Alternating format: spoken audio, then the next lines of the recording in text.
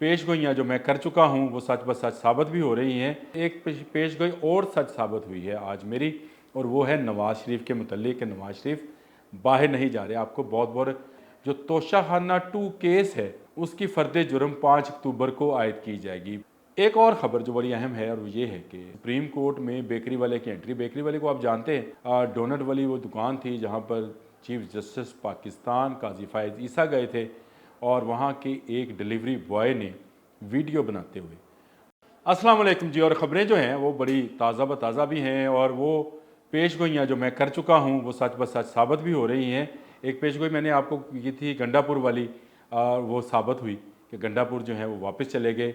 वो कहीं इस्लामाबाद में भी नहीं आए, लाहौर में भी नहीं आए, पिंडी में भी नहीं गए। वो साबित हुई। एक पेशगोई और सच साबित हुई है आज मेरी, और वो है नवाज़ शरीफ के मुतल्लिक। नवाज़ शरीफ बाहर नहीं जा रहे। आपको बहुत बहुत जुगादरी टीवी के एंकर्स बैठकर तबसरे कर रहे थे कि नवाज़ शरीफ जा रहा है। मैंने कहा था नवाज़ शरीफ आइनी तरमीम देने के बाद जाएंगे, और आज नवाज़ शरीफ ने इसका इजहार कर दिया कि इस हफ्ते में आइनी तरमीम पेश हो जाएगी कौमी असम्बली में, जिसके बाद मैं बाहर जाऊँगा। ये पेशगोई भी सच साबित हुई।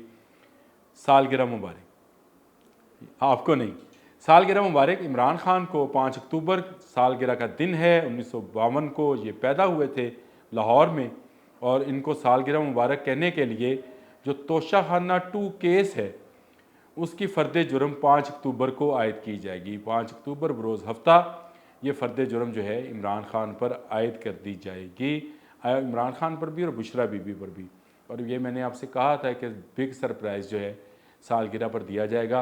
ये सालगिरह का दिन मुंतखब करना जो है ये बड़ी मज़े की चीज़ है। यानी इस तरह के दिन जो होते हैं उनको अगर अदालतें चूज़ करने लग जाएँ तो बहुत ही मज़े का हैसी कैफियत पैदा होती है। आपको याद होगा 3-4 साल पहले जब नवाज़ शरीफ और मुस्लिम लीग नून पर बुरा वक्त था, तो अदालतें थी जुमे को फ़ैसले दिया करती थी। फ़ैसला महफूज किया जाता था और जुमे को सुनाया जाता था।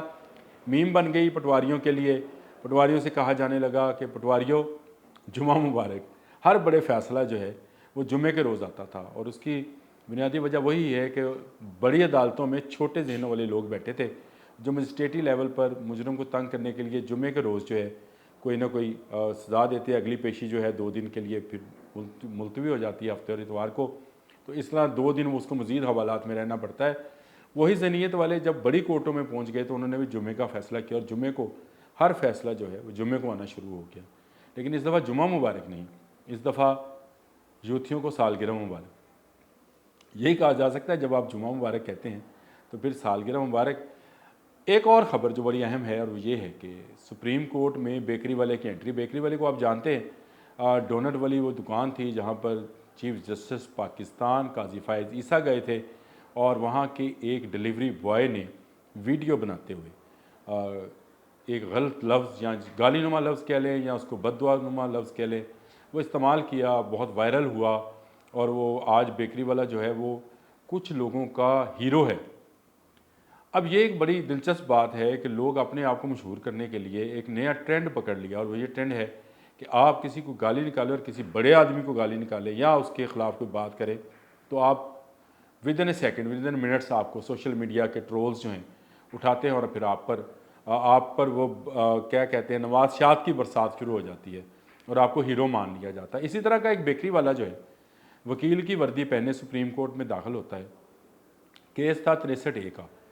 रोस्टम पर आता है और आकर शुरू हो जाता है और कहता है कि जी मुझे आपके पूरे बेंच पर इतबार नहीं है, और अगर आपने हमारे ख़िलाफ़ फ़ैसला दिया, यानी वो ख़ुद को PTI के प्रेजेंट कर रहे थे, ताशफीन काज़मी नाम है जी उनका, और उन्होंने कहा कि अगर आपने हमारे ख़िलाफ़ फ़ैसला दिया, 500 बुकला बाहर खड़े हैं, और फिर हम देखते कि आप हमारे ख़िलाफ़ कैसे फ़ैसला देते हैं। ये धमकी थी, खुली धमकी थी।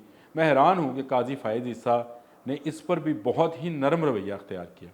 उन्होंने ताशफीन काज़मी को मुखातब करते हुए कहा कि आप हमें धमकी दे रहे हैं, लेकिन जब ताशफीन काज़मी अपनी बात पर डटे रहे तो उन्होंने SM ज़फ़र के बेटे अली ज़फ़र को कहा कि ये आपकी तरफ से हैं। अब अली ज़फ़र जो है वो अपने लीडर की पैरवी में फ़ौरन पैंतरा बदल गया और उन्होंने कहा जी हमारी तरफ से तो नहीं है, जिस पर काजी फ़ायज़ ईसा साहब ने पुलिस को बुलाया और इस ताशफीन काज़मी को जिन्होंने वहाँ पे ये शोर मचाया था और बेंच को मानने से इनकार किया था, किसी तरफ से ये वकील नहीं थे, लेकिन ख़ुद को वो पीटीआई का प्रेजेंट कर रहे हैं।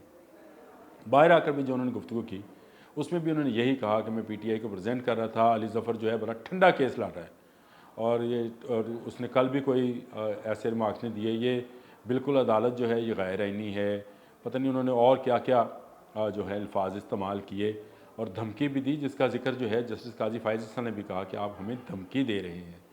तो अगर काजी फ़ाइज़ ईसा साहब, डिलीवरी बॉय आपको गाली दे सकता है या बददुआ दे सकता है या इस तरह के लफ्ज़ इस्तेमाल करता है सोशल मीडिया पे इस्तेमाल होने के लिए, और आप कुछ नहीं करते, तो मैंने कहा था कि काजी साहब ये मामला मज़ीद आगे जाएगा।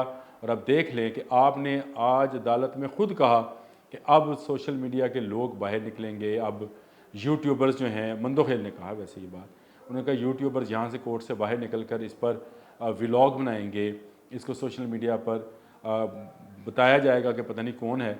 तो हुआ यही, जैसे ही ताशफीन काज़मी बाहर निकले उसके बाद पीटीआई मीडिया ट्रोल्स ने ताशफीन काज़मी को हाथों पे क्या आंखों पर उठा लिया और उसको शायद कोर्ट का अर्तुगरुल गाजी जो है वो कहा जा रहा है। मुख्तलिफ मीम्स बन रही हैं, स्याह को स्याह कह दिया, ताशफीन काज़मी तेरी अज़मत को सलाम, ताशफीन काज़मी। अगर chief justice of Pakistan supreme court की साख बचाना चाहते हैं तो उनको ऐसे वाक़यात पर लोगों को तौहीन की सज़ा तो कम से कम देनी चाहिए। जिनका किसी केस से कोई तल्लक नहीं है वो कैसे रोस्टम पर आते हैं और बोलते हैं और ऐसे अल्फाज बोलते हैं जो कि अदालत के शायान शान नहीं हैं। आपको पता है 63A दुखती रग है जिस पर हाथ रखा गया है, जिसकी वजाहत मांगी गई है, जिस पर ये 63A अगर आपको मैं याद दिलाता चलूँ तो ये साल था 2022 का, जब तरीक़े अदम एतमाद आ रही थी। एक तरफ पंजाब में हमज़ा शहबाज को एतमाद का वोट लेने का कहा गया था, दूसरी तरफ इमरान खान साहब पर तरीक़े अदम एतमाद आ रही थी। उस दौरान 20 मुनहरफ हो गए थे अरकान।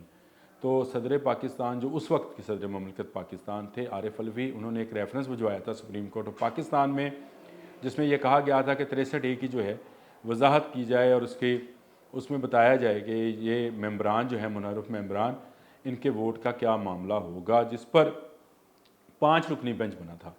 और जस्टिस उमर फ़रूक बंदयाल जो उस वक्त चीफ जस्टिस थे, उन्होंने justice Ijazul Hasan, justice Munib Akhtar, justice Jamal Mandokhail और मज़हर आलम पर मुश्तमिल 5 रुकनी बेंच बनाया। ये 3-2 से इन्होंने फ़ैसला दिया और उन्होंने कहा जी अगर ये वोट देंगे तो ये वोट जो है तस्लीम नहीं किया जाएगा। ये दुनिया में अपनी नवीयत का एक नया वाक़या था। जस्टिस मज़हर आलम और जस्टिस मंदोखेल ने इस पर इख्तलाफी नोट लिखा और बड़ा, जिसको कहते हैं स्ट्रॉन्ग इख्तलाफी नोट था। उन्होंने कहा था कि ये हमारे इख्तियार से तजावज़ की बात है, हम आइन को रीराइट कर रहे हैं। दुनिया में कहीं नहीं होता कि जुर्म से पहले किसी को सज़ा दे दी, यानी अभी उसने वोट कास्ट नहीं किया, वोट कास्ट किसके ख़िलाफ़ किया, किसके हक़ में किया, इस पर आप पहले कैसे कह सकते हैं कि वो ये मुनहरफ हैं और ये इन्होंने अपने लीडर की बात नहीं मानी है। इस तरह तो मज़ीद डिक्टेटरशिप शुरू हो जाएगी। जिसने अभी जुर्म किया नहीं है उसको सज़ा कैसी? तो आप आइन को रीराइट ना करें। ये वो केस था जिस पर हमज़ा शहबाज जो हैं वो उसकी अपनी हुकूमत को बचा नहीं पाए थे। 25 अरकान यहाँ पे थे। हाँ, ऊपर इमरान खान भी अपनी हुकूमत को नहीं बचा पाए थे। उसकी वजह ये थी कि वो 20 अरकान जो कि सिंध हाउस में मुकीम थे उस वक्त, उनको भी जो है वो वोट कास्ट नहीं किया इलेक्शन कमीशन ने, और जो स्पीकर थे उन्होंने रोक दिया।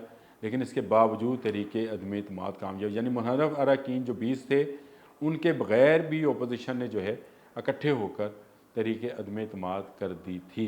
तो ये 63A की वजाहत का जो फ़ैसला है, जिस पर आज अली ज़फ़र ने कहा है कि वो बेंच के हवाले से अपने मुवक्किल यानी बानी तरीके इंसाफ इमरान खान से मुशावरत करना चाहते हैं, जिस पर उन्हें कल 10 बजे जो है मुलाकात का कहा गया। सुप्रीम कोर्ट ने बाकायदा आर्डर जारी किया है कि वो जाएँ और मुलाकात करें अपने मुवक्किल से, वहाँ से मौक़िफ़ लेकर आएँ। तो कल ये मामला चलेगा। उम्मीद तो यही है कि इस केस का फ़ैसला भी 5 अक्टूबर यानी सालगिरह वाले दिन तक शायद आ जाए। तो सालगिरह मुबारक, जुमा मुबारक के दिन गए, अब सालगिरह मुबारक के दिन आ गए हैं। अल्लाह हाफ़िज़।